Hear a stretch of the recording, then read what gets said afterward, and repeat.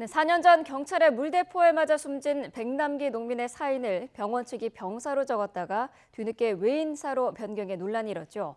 당시 유족 측이 제기한 소송에 대해 법원은 최근 5천여만 원을 배상하라는 화해 권고를 내렸는데 병원 측은 받아들이기로 했지만 주치의였던 백선아 교수는 불복해 이의를 제기한 것으로 확인됐습니다. 이경국 기자의 단독 보도입니다.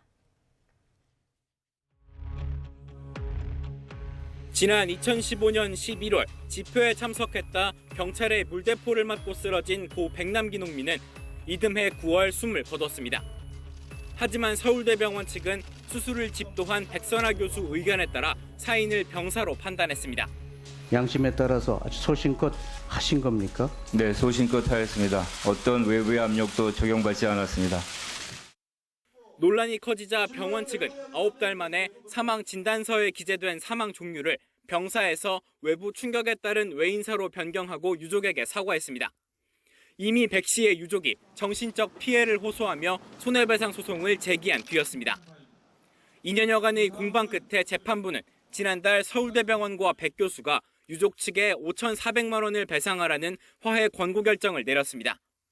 사인을 외인사로 적는 게 타당하다며 직접 사인으로 적은 심폐정지는 사망의 원인이라고 할 수 없다고도 덧붙였습니다.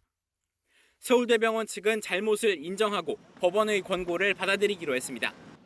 하지만 주치의였던 백 교수는 이 같은 화해 권고에 불복한다며 지난 1일 이의 신청서와 함께 변론 재개 신청서를 제출한 것으로 확인됐습니다. 이에 따라 재판부는 백 교수만 따로 분리해 선고를 내리거나 변론을 재개하는 등 재판 절차를 다시 진행할 것으로 보입니다. 백 교수 측은 재판 과정에서도 줄곧 의학적 사실에 따라 병사로 판단했다고 주장해온 것으로 전해졌습니다.